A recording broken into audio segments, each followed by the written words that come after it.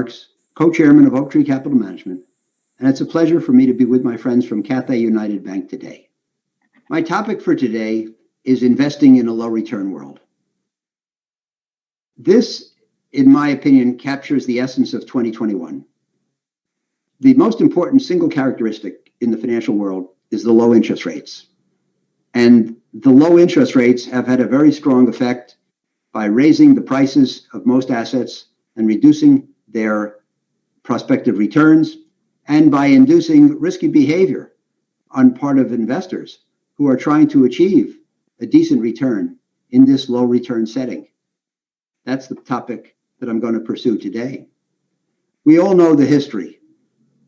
Just on February 19th last year, before most people understood the risk from the coronavirus, the S&P reached an all-time high of 3386.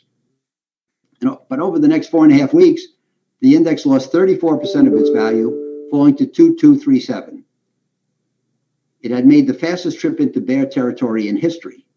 The Fed and Treasury announced massive support in mid-March, and a powerful rally began on March 24th. The S&P returned to bull territory, that is up more than 20%, in a record 2.5 weeks. On August 18th, it hit 3389, surpassing the previous high.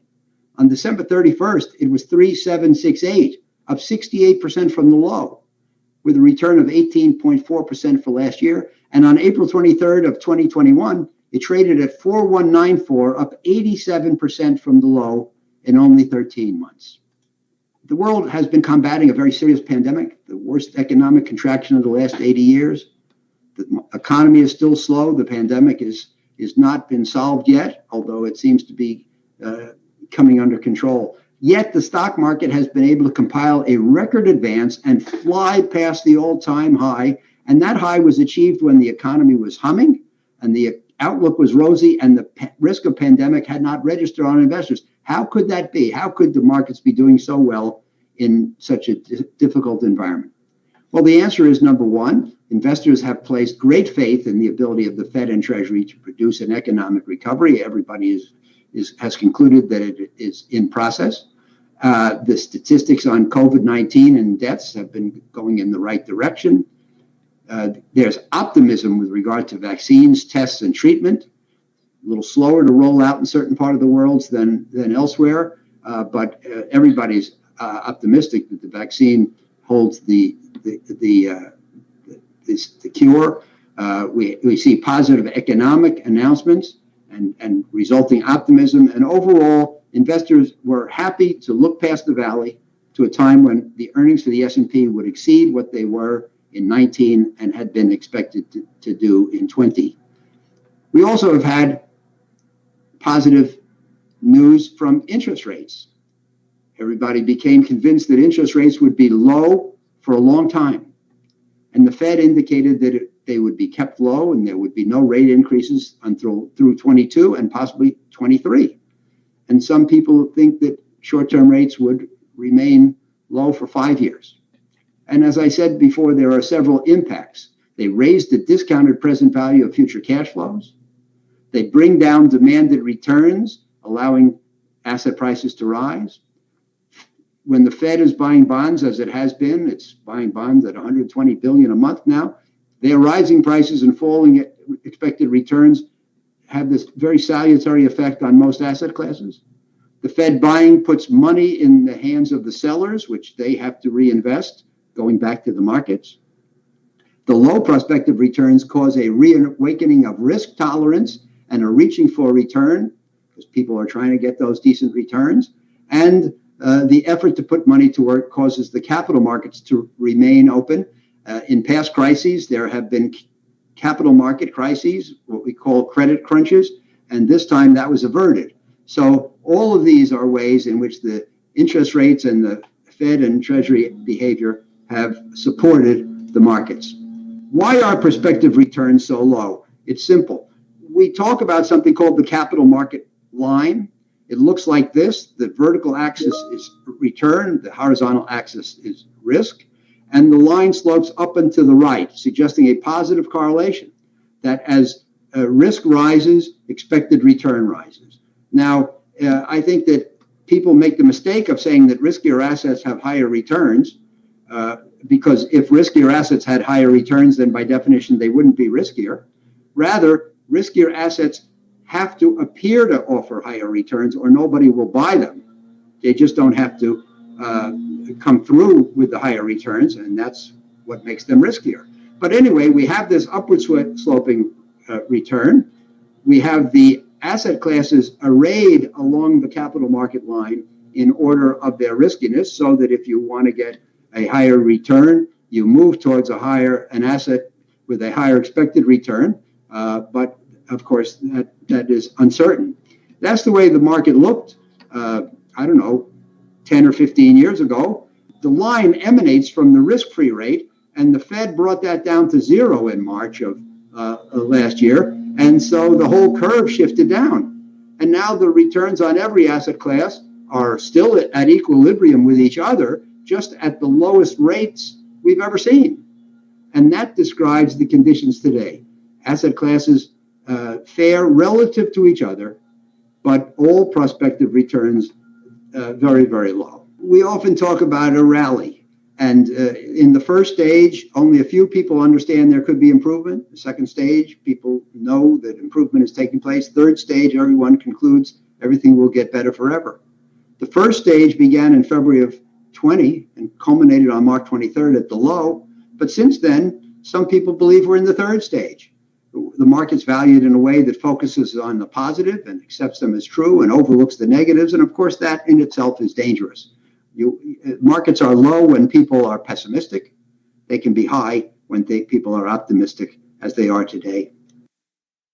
I believe that we're back to the conditions of 2019 or 18, at which time I was saying that the returns are high, the uncertainties are high, the prospective returns in many asset classes are low, asset prices are full to high, and people are engaging in pro-risk behavior, which makes the market risky for all of us. So this is a cautionary message, and I think the bottom line is we're living in a low-return, high-risk world. So what are the investors' choices in terms of behavior in such an environment? And I believe that there are five, and I believe there are only five possible actions to take at the present time. Number one, invest the same as you always have and accept that today's prospective returns are lower and that your returns will be lower than they have been in the past. Number two, in deference to the riskiness of the market, reduce your risk to prepare for a correction and accept even lower returns by going into higher quality securities and safer strategies. Number three, due to the risk, go all the way to cash at the near zero return and wait for a better environment. But of course, few of us want to be in cash when the return on cash is pretty close to zero. Number four, increase your risk in pursuit of high returns. Is this really the time when you want to increase your risk, when asset prices are elevated and prospective returns are low, and risk premiums, the reward for taking incremental risk, are low? Finally, put your money into special niches of the market with special investment managers who you think have the skill to get good returns and protect you from risk. Now, none of these alternatives is completely satisfactory. They all have some drawbacks, but I believe there are no others. So we have to be realistic and choose from among these five. My own choice would be some combination of 1, 2, and 5. That is to say, steady as you go, perhaps a little leaning toward risk reduction and looking for better aspects of the market, because some things are cheaper than others, and there are market niches where investment managers with skill can help you. But bear in mind that when you go into the special niches, number one, most of them are illiquid, which means that you lose access to your cash for some time. And number two, you depend heavily on the managers. If they have skill in these special niches, they should be able to make a special return for you. But if they have no skill or negative skill, that is, they tend to make bad decisions, it can be costly. So going into number 5 introduces liquidity risk and what I call manager risk, the risk of choosing the wrong manager. But as the summation line at the bottom says, there are no alternatives, even though none of these are completely satisfactory. In order to pursue a high return, think back to the capital market line. In a low return world, requires the assumption of additional risk. There's no question about that. And the choice is largely with regard to the form of risk. For example, there's fundamental risk attaching to the companies and their profits. There's interest rate risk. Higher interest rates, all else being equal, call for lower security prices. There's liquidity risk, the inability to access your money. There's manager risk, dependence on the manager for performance. Today, everybody wants a high return and is willing to take on risk to achieve it. That fact in itself precludes the existence of low-risk solutions. And everybody's trying to get these high returns. That has implications for your risk that you should have to be realistic about. The bottom line for me is as follows. The Fed will continue to support and stimulate the economy and markets, and interest rates will stay low for a good while. Low interest rates justify high PE ratios. No one knows what the long-term ramifications of the Fed and Treasury really will be. In particular, there are risks of inflation. We see some inflation. Will they prove transitory or semi-permanent? And do we really have to worry about them in the long term? The tech and software sectors did extremely well. The reweighting of the S&P in their favor called for a higher than average PE ratio, but we do have one. And those stocks seem to have tired here. The rest of the market is at lower prices, but perhaps deservedly. Many of those companies still have problems, either with the pandemic or with their business models, like brick and mortar retail. The recovery from obviously cheap has taken place, and it's been dramatic, but it's largely in the past, and nothing's obviously cheap today. The short-term fundamental outlook is positive, but reflected already in the prices of most public assets. Most asset prices are fairly valued relative to each other, but as I said, all prospective returns are low. I believe that at least normal caution is appropriate, and the more concerned you are about short-term markdowns, which would come from inflation and higher rates, the more cautious you should be. We're back, in my opinion, to an environment in which public markets are fully priced based on current interest rates, but overpriced based on normal valuation standards. Regardless, their prospective returns are low in the absolute, and we must bear that in mind. And that means that if acceptable absolute returns or superior risk-adjusted returns are to be achieved, it's likely to be in private markets through the application of what we call alpha, or personal manager skill, which consists of finding bargains and or adding value through active management. All public listed securities have done extremely well.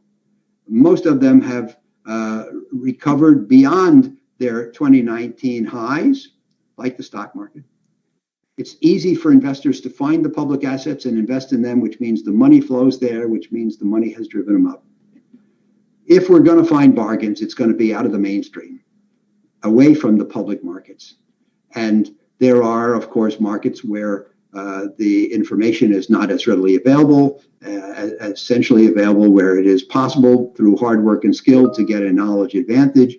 An example of this is real estate, because everybody knows that General Motors stock exists and everybody knows where to buy it and how, but not too many people can buy real estate or related debt for an investment.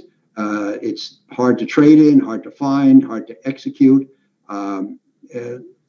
If you're sitting in your home, you don't even know what properties are for sale around the world and at what price and which ones are the attractive ones and which are not. So you can get an advantage in private markets like those, but it requires skill and expertise that many people lack. What else can we do in a low return world? And the answer is not much. I don't think we should get out of the market. I think that's too extreme. I think that if investors wish to reduce their risk, that's a reasonable thing to do. If they want high returns with moderate risk, they'll have to find it in the special markets. And we we at Oaktree want to continue to help. Thanks very much for your time today.